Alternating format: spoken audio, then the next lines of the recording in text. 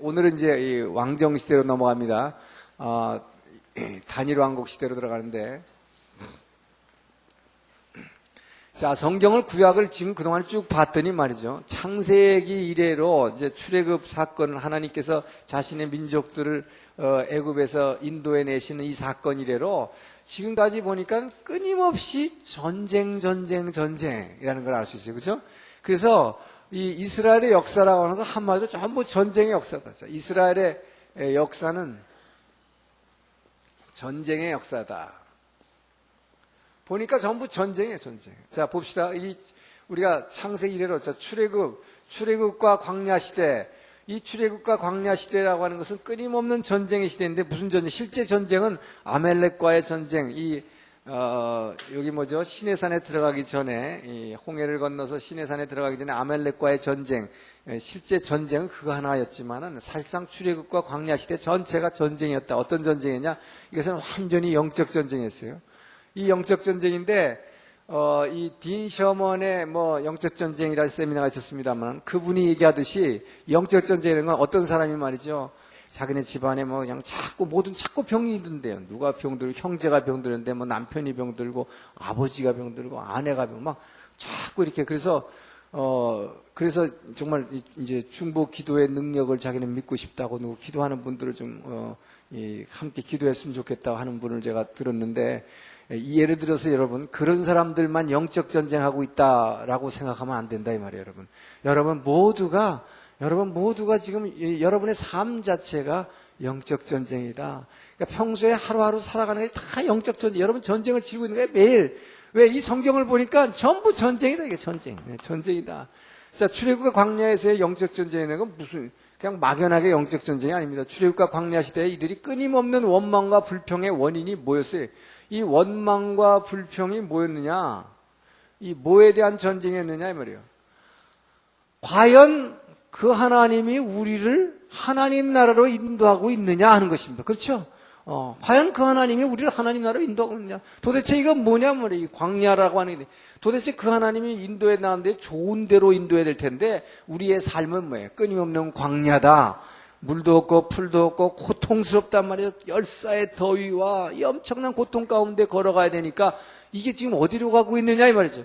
그 하나님의 인도하심이 정말 우리가 바르게 우리 인도함을 받고 있느냐, 이거 가짜 아니냐, 엉터리 아니냐, 이 불신입니다. 그렇죠? 그러니까 이 전쟁이라고 하는 것은 이 출애굽과 광야 시대에서는 끊임없는 영적 전쟁이 됐으니까 하나님의 리더십에 대한 이 불신이었다며. 하나님의 리더십에 대한 불신이었죠. 우리를 제대로 이끌고 있느냐 이 말이죠.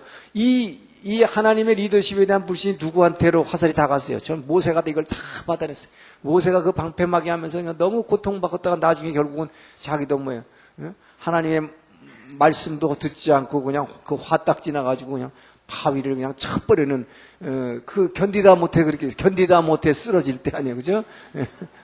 그래서 이 하나님의 리더십에 대해서 끊임없이, 여러분도 우리 삶 가운데 끊임없이 우리도 그런 불신을 하게 됩니다. 지금 내가 하나님 따라가서 살고 있는데, 나는 정말 하나님께 내 삶을 맡기고 있는데, 왜 근데 이렇게 계속 고통스러우냐 말이에요. 그러니까 하나님 제대로 나를 지금 인도하고 있냐 이 말이에요. 당신 진짜 내 하나님 맞습니까? 아니면 그 하나님 떠난 거 아닙니까? 우리는 자꾸 그런 불만과 불신 가운데 있다 이 말이죠. 그래서 원망과 불평 대신에 이 원망과 불평을 계속하게 되면 그 하나님은 우리한테 이 광야를 걷어가지 않으신다. 예? 그래서 바로 바짝 엎드리라고 했어요. 바로 엎드리고 그냥 그분 앞에 바로 무릎 꿇어버리면 그 어두운 터널의 길이가 확 짧아진다. 그래서 순종하는 자에게 축복이 있는 것입니다. 그러니까 이것을 우리의 어려움을 자꾸 말이죠. 불평하게 되면 이거는 우리의 고통이 길어진다. 자, 출애굽과 광야 시대에서는 리더십에 대한 불신, 이거의 전쟁이었다. 하나님이 인도자냐? 자, 그러면 사탄이 인도하는 것이냐 하는 것이죠. 그 다음에, 그러니까 여기서는 사탄이라기보다는 자꾸 돌아가자 그래서 옛날로 돌아가자. 그죠? 애굽이 진짜다. 우리가 가야 하는 곳, 이거 가짜다. 라고 하는 그런 전쟁이었다. 자, 그리고 나서 출애굽한 이래로는 뭡니까? 광야 시대 끝나고 나서 여호수아의 이 정복 시대의 전쟁. 정복 시대는 그야말로 전쟁인데 정복 시대를 뭐라고 그래? 여호수아서를 갖다가 이걸 진짜 영적 전쟁이라고 그러잖아요. 이것도 영적 전쟁이라고 그런다. 결국 보니까 다 영적 전쟁이다. 인생의 삶이라는 게 전부 영적 전쟁이었다. 근데 이 정복 시대에 있을 전쟁은 실제로 영적 전쟁의 내용이 뭐였냐? 우리가 그야말로 뭡니까? 하나님 나라를 이루기 위해, 하나님 나라 이루기 위해 정복해야 할 것들이죠. 정복해야 할 것들과의 전쟁이었다. 이게 뭐였냐? 가나안 족속들이었죠. 이 가나안 족속들이 가진 우상들, 그렇기 때문에 이 가나안 족속들이 가진 우상들을 다 없애야 됐기 때문에 가나안 족속들을 완전히 멸절해야 됐는데, 결국 가나안 7 족속들을 전부 그들을 죽였어야 됐다. 그들과 투쟁해야 했다 이 말이죠. 그래서 제가 계속 강조했지만 이 땅에 들어가서, 약속의 땅에 들어가서 하나님이 약속에 들어가서 이 요단강을 갈라주시고 이 땅에 약속의 땅에 들어갔지만 이 나라가 그대로 하늘나라가 되는 것이 아니요, 이 땅에서는 이것을 하나님 나라로 만들어주기 위해서는 그곳에 있는 이 더러운 것들, 음란한 것들, 그 다음에 이 세상 것들을, 하여튼 전부 더러운 것들을 전부 정복해야 하는 전쟁을 해야 됐다. 끊임없는 전쟁이었다는 것이죠. 자, 그리고 근데 이 정복 시대에서 그래서 정복을 했지만 여호수아에 의한 정복은 완전한 정복이 되지가 않았다 그랬어요. 그렇죠? 그래서 지금 구약은 끊임없이 뭘 얘기하고 있느냐? 예수님이 이 땅에 오셔서 십자가 지시고 성령이 이 땅에 임재하지 않고는 완전한 정복이라는 건 없다 하는 것입니다. 그러니까 완전한 것은 없다. 그러니까 사사도 완전한 사사도 없었고, 나중에 이제 완전한 왕도 없고 그래서 결국 그러므로 이거 유도하는 거예요. 그러므로 예수님 와야 된다. 메시아 와야 된다. 이 얘기하려고 구약은 쭉 이렇게 긴 소리를 하고 있는 것입니다. 자, 그래서 이 정복 시대에도 정복은 완전하게 이루어지지 않았다. 자, 그리고 나서 이어졌던 사사 시대. 자, 이 사사 시대에 있어서는 뭡니까? 사사 시대에는 왜 전쟁이 있었느냐? 그러니까 이걸 우리 인생에서 여러분 대입해 보면 말이죠. 재밌어요. 그래서 제일 처음에 출애굽과 광야 시대에서는 이 하나님이 우리를 제대로 인도하고 있는가에 대한 전쟁이었다.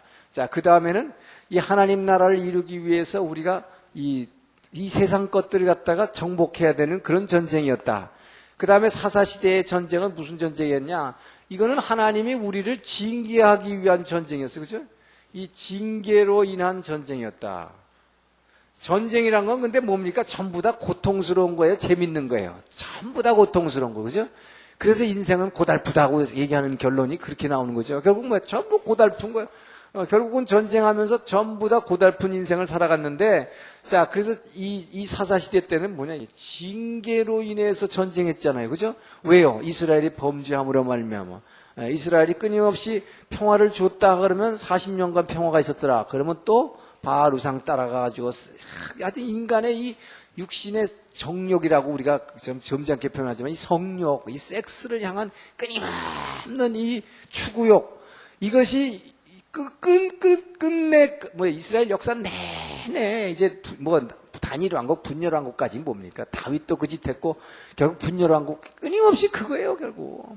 그러니까 인간의 이 더러운 욕구, 이거와의 전쟁인데, 근데 이것을 우리가 이겨내지 못하고서 결국은 사사시대도는 뭡니까? 끊임없이 바알 우상 따라갔더니 그 하나님 징계하심으로 말미암은 전쟁이었다 이 말이죠.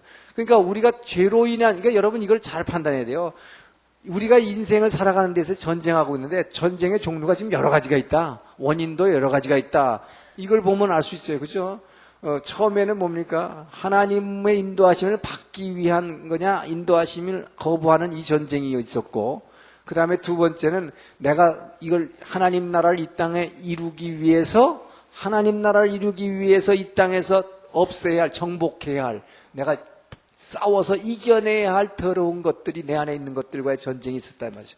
자, 그리고 나서 사사시대는 보니까 우리가 죄를 지음으로 말미암아 하나님이 전쟁을 일으키셔가지고 나에게 고통을 주는 이 전쟁이 있었어요. 그죠? 그래서 사사시대는 내내 끊임없는 그 전쟁이었다. 우리의 죄로 말미암아 우리에게 오는 그 이방인의 침입, 고통이죠. 그러니까 그것을 사사를 통해 성령이 임재한 지도자를 통해서 이겨내려고 하는 이 전쟁이었다. 자, 그리고 나서 이제 단일 왕국 시대에 들어오니까 이 단일왕국 시대에 있어서의 전쟁이라는 건 뭐냐? 이 단일왕국 시대의 전쟁이라고 하는 것은 이제 이 땅에 하나님이 해필이면 요 시대에 말이죠. 자, 지중해 저쪽에서, 자, 크리트 아일랜드에서 데려온 이방인 민족, 이 블레셋. 지난번에 얘기했지만 이 블레셋 족속을 이 가나안 땅, 이스라엘 땅에다가 데려다 놓은 것은 하나님이셨다. 아모스 9장 4절에 의하면 하나님께서 내가 너네들만을 내가 출애굽시켜서 이 땅에다가 이민시켜 놓은 게 아니고 또 이 원래가 뭐 아브라함을 이 바벨론 땅에서부터 내가 너희를 이민시켜 온 민족이 아니고 블레셋도 내가 저 멀리 유럽에서 이민시켜 왔다. 내가 한 것이다. 하나님이 그렇게 얘기하셨단 말이에요. 그러니까 너희들 너무 선민이라고 선택받은 민족을 잘난 척하지 말아라. 결국 그 하나님이 여기다 갖다 넣으신 이유가 뭐냐? 자, 여기다가 넣어놓고 이제 사사시대 말기에 가니까 이 정복시대를 통해서 여기를 다 정복했다 그러지만 사실 블레셋은 엄연히 그냥 들어와 있었고 또 이 12지파에게 땅을 분배했지만은 이 12지파들이 이 블레셋과의 전쟁을 해서 이들을 갖다가 몰아내든지 뭐 막아내야 되는데 오히려 그렇지 않고 이 위에 있던 단 지파는 뭐예요? 블레셋이 무서워서 도망갔단 말이에요. 저 위로. 예? 도망갔고 결국은 이 블레셋을 치려고 하는 생각은 하나도 하지 않았단 말이에요. 거기다가 마지막 사사시대에 마지막 나왔던 삼손. 이 삼손에게 주어진 사명이 얼마나 컸느냐? 이것은 이 거룩한 약속의 땅, 이제 하나님 나라를 만들어야 이 땅을 블레셋의 손으로부터 지켜야 할 이 사명입니다. 근데 이때부터 블레셋이 사사시대 말기부터 그냥 굉장히 강성해지기 시작하면서 전에는 가나안 7족속을 하나님이 여호와의 군대 장관을 보내가지고 이들을 다 점령하게 이 땅을 만들어 주셨는데 이제 이 블레셋은 이스라엘 백성들이 이들과 싸워서 이들을 갖다가 막아내야 되는데 이거에 대해서는 오히려 거꾸로 삼손은 뭐예요? 하나님이 엄청난 성령의 임재를 통해서 능력과 카리스마를 줬는데 여자 꽁문이 따라다니다가 이거 막는 걸 하나도 못했단 말이에요. 그러니까 우리로서의 사명을 하나도 못하고 내 개인적인 뭐예요. 하나님이 내게 능력 주시고 부를 주시고 여러분에게 말이에요. 지위를 줬더니 그거 갖고 뭐 한 거예요. 자기 개인의 돈과 권력과 섹스 엔조이 하다가 다 망해버렸단 말이죠. 결국 뭐예요. 두 눈이 빠져갖고 나중에 완전히 종노릇하다가 그러다가 죽잖아요. 자, 그러니까 이 결과는 얼마나 엄청난 것이었다. 이 약속의 땅에 이 약속의 땅 하나님 나라를 지키기 위한 싸움이 된 것입니다. 단일왕은. 자, 하나님 나라를 지키기 위한 싸움이다. 지키기 위한 싸움이다. 이 하나님 나라를 완전히 뺏기게 생겼단 말이죠. 이제 완전히 영 엉뚱한 이방 민족. 이것은 이스라엘 백성에게 수백 년 전에 주었던 아브라함과 이삭과 야곱에게 주었던 약속의 땅인데 이것을 하나님이 이방 민족 하나에다가 슬쩍 갖다 집어넣어가지고 이스라엘이 만약에 블레셋이 없었다면 어떻게 됐을까요? 그냥 지네끼리 몇백 년간 평화가 있었더라. 그러면 어떻게 됐어요? 계속 죄질 거란 말이죠. 그러니까 하나님은 어떻게 해요? 이런 징계의 도구를 하나 갖다가 딱 넣어놔가지고 이게 뭐나 마찬가지입니까? 왜 저 강릉에서 뭐 생선 화로 수송할 때 뭐 그 안에다가 망둥이를 하나 집어넣는다고 그러잖아요. 그래야 생선이 왜 안 죽으려고 막 이렇게 돌아다니면서 쌩쌩 갖고 온다는 거 아닙니까? 그냥 놔도 그냥 전부 다 헬렐레 해갖고 다 퍼져버리는데 그래서 하나님이 이 이스라엘 민족을 끊임없이 경계하고 경책하시기 위해서 블레셋을 여기다 갖다 놨단 말이죠. 예. 자, 그래서 이 땅을 지금 지켜야 되기 위한 싸움을 하는 것이 이제 단일왕국 시대의 싸움이죠. 그래서 결국 이제 새로 세워지는 사울왕, 다윗왕, 솔로몬왕은 전부 블레셋과의 싸움 하는 것이죠. 블레셋과의 싸움이다. 예, 이 땅을 지켜내기 위한 싸움이다. 자, 그리고 나서 이때 이제 분열왕국 시대에 가면은 또 징계를 인한 전쟁이 또 나옵니다. 그러다가 결국은 뭐야? 이 징계를 견디지 못하고 결국은 망해버리는 거죠. 징계를 견디지 못한 게 아니라 이들이 회개하지 않고 끊임없이 계속 타락하기 때문에 망하는 거예요. 이스라엘의 역사, 구약의 역사는 이겁니다. 결국 전쟁의 역사, 끊임없는 전쟁의 역사였다. 예. 그러니까 우리 인생에 닥쳐오는 이 전쟁의 종류가 너무 많은 거예요. 어떤 경우에는 하나님의 징계로 인해서 내 죄 때문에 있는 경우가 있고 어떤 때는 하나님 나라를 지키기 위해서 싸워야 될 전쟁이 있고 어떤 경우는 정복하기 위해서 이 땅을 정복해서 그 하나님 나라를 만들기 위한 전쟁이 필요했고 또 그 하나님이 나를 과연 내가 이렇게 이 광야 생활 이거 정말 하나님이 내가 인도함 받고 있는 거냐 진짜 우리 하나님이 나를 내 주인이 된 거냐 자 여기에 대한 이 투쟁 끊임없는 투쟁이다, 투쟁. 예. 이 전쟁을 갖다가 우리는 이겨나가야 되는데, 이 이겨나가는 것을 참 감사한 것은 뭡니까? 이스라엘 백성들에게는 이 돌판에다 세워진 그 말씀 갖고 따라가려니까 이렇게 어려웠는데, 우리는 뭐예요? 성령께서 우리 안에 와주셨기 때문에 여러분이 훨씬 더 이스라엘 백성하고 비교가 안 될 만큼 유리한 위치에 있다. 그리고 축복받은 사람이다 하는 것입니다. 이것이 바로 예수님의 십자가의 능력이요 은혜인 것입니다. 자, 그래서 이제 왕정이 시작되는데, 이 왕정이 시작되는데 문제는 뭐냐? 자, 먼저 그러면 이 역사적인 이 역사적인 이 내용부터 쭉 들어가기로 하죠. 이 단일 왕국이 시작되는 것은 이제 왕을 달라고 이제 이스라엘 백성이 이제 요구를 하게 되는데, 이들이 왕을 달라고 하는 요구라고 하는 것은, 자, 이 왕을 달라 하는 요구다. 이스라엘 백성이 왜 왕을 달라 그럽니까? 왕을 달라는 이유는 이 블레셋 지금 끊임없이 사사시대 내내 400년 동안 전쟁을 해왔어요. 근데 이방 민족이 들어올 때마다 꼭 보니까 뭐예요? 왕이 있어, 왕이 선두에 지휘를 하면서 이 상비군이 아주 잘 훈련된 병사들이 침입을 해오니까 맨날 당하는데, 이스라엘 백성에는 보니까 뭐예요? 자기네는 상비군이 없고 왕도 없고 하나님께서 사사라는 사람을 하나 세우면 그 사람이 능력을 행해갖고 전쟁에 이기긴 하는데, 그 사람이 죽고 나니까 또 뭐예요? 평화가 오긴 하는데 뭐예요? 또다시 죄로 말미암아서 하나님이 이방 민족을 침입을 시키는데, 이것을 우리의 죄 때문이라고는 아무도 생각 안 하는 거예요. 그렇죠? 내 죄 때문에 이 곧 징계받는다고는 아무도 생각 안 하고, 왜 이방에는 저 왕이 있어서 저렇게 세게 우리를 치는데 우리한테 왕이 없느냐 이거죠. 그래서 왕 달라 그러는 거예요. 그죠? 그러니까 왕 달라고 하는 것은 뭐냐? 이 왕을 달라고 요구하는 그 기본 이유는 뭡니까? 이 기본 이유는 나로서는 적을 상대할 수 없다. 자, 우선 이 고백은 있는 거예요. 그렇죠? 여러분, 우리가 나로서는 이 인생에서 이길 수 있는 능력이 하나도 없다는 그 고백은 있는 것이다. 여기까지 좋다 이 말이에요. 근데 문제는 나로서는 이길 수 없다. 자, 나로서는 안 된다 이 말. 나로서는 안 된다.